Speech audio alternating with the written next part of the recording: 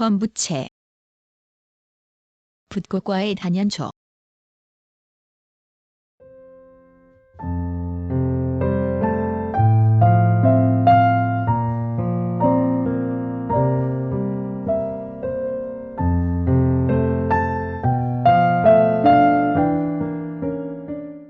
산지와 바닷가에서 자란다.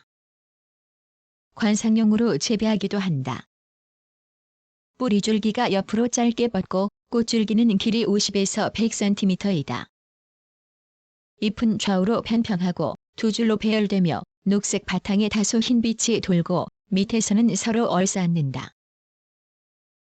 꽃은 7에서 8월에 피고 지름 5에서 6cm이며 수평으로 퍼지고 황적색 바탕에 짙은 반점이 있다. 가지 끝이 1에서 2회 갈라져서 한 군데에 몇 개의 꽃이 달리고 밑부분에 4에서 5개의 포엽이 있다. 화피갈래 조각은 6개이고 타원형이다. 수술은 3개이고 시방은 하위이다. 삭과는 길이 3cm 정도이며 종자에 검은 윤기가 있다. 뿌리줄기는 약으로 한다. 한국, 일본, 중국 등지에 분포한다.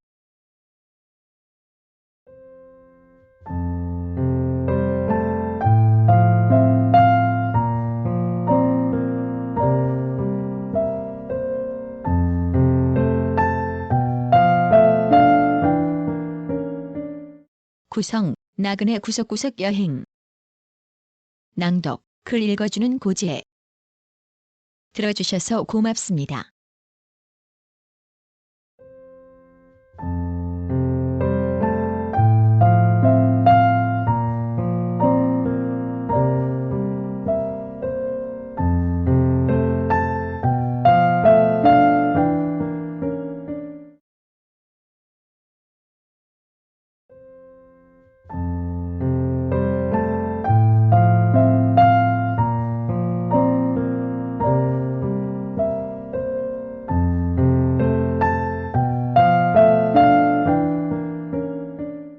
범부채 이야기 3.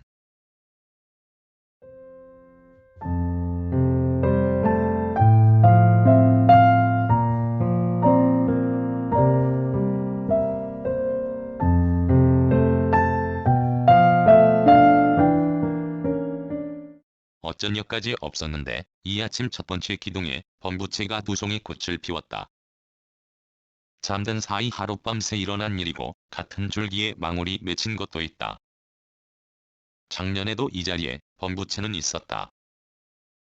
그러나 늦게 심은 데다 달아 하는데 오래 걸려 제대로 자라지 못하고 말라 죽는 바람에 꽃 구경을 하지 못했다. 가장 크게 자란 뾰족한 잎까지 길이가 60cm이고 거기서 나온 꽃대는 20cm쯤이다. 첫 번째 기둥 쪽에 있는 것 모두 키가 들쭉날쭉하고 이 현상은 나머지 기둥도 마찬가지다.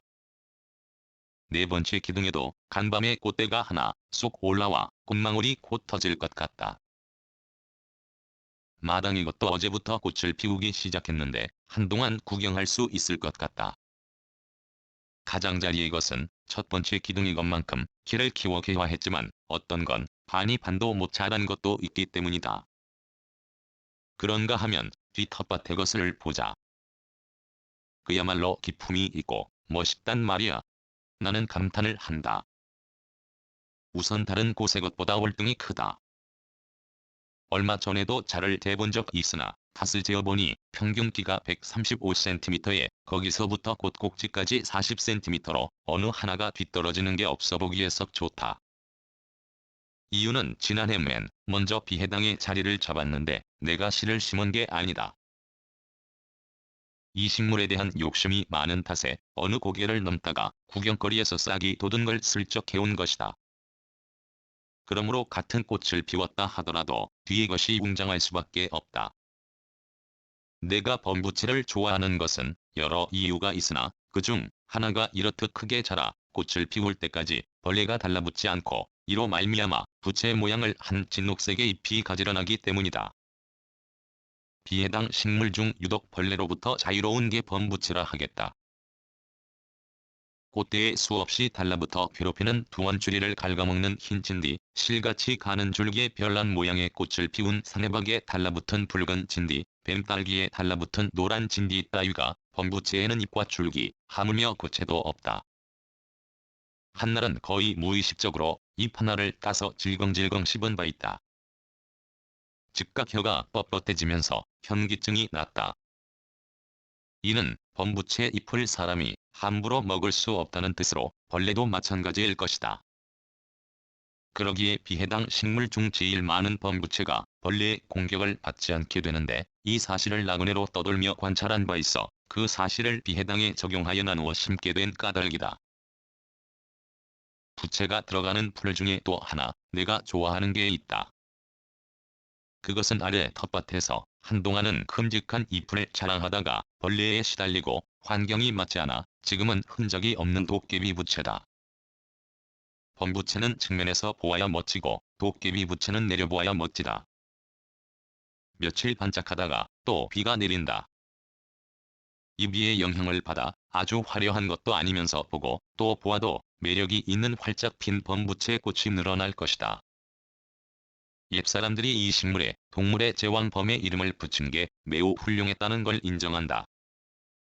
내가 범부채를 좋아하는 또 하나의 이유가 있다. 대개 식물은 꽃을 피우고 나면 잎이 말라 떨어지나 범부채는 다르다. 만개하고 나서 꽃잎을 꽈배기처럼 돌돌 말아 열매가 익을 때까지 달고 있다. 또 오줌 누고 뒤처리 잘하는 깔끔하고 완벽한 고양이처럼 이것은 식물이건만 제 몸관리를 철저하게 잘하므로 이에서도 과연 범이란 이름이 들어간 게 걸맞다.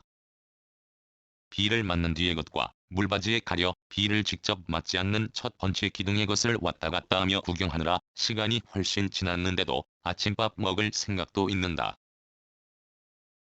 2012년 7월 12일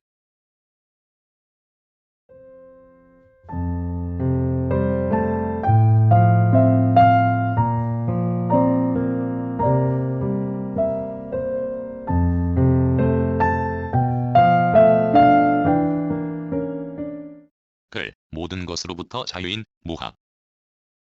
낭독, 글 읽어주는 강지식. 들어주셔서 고맙습니다.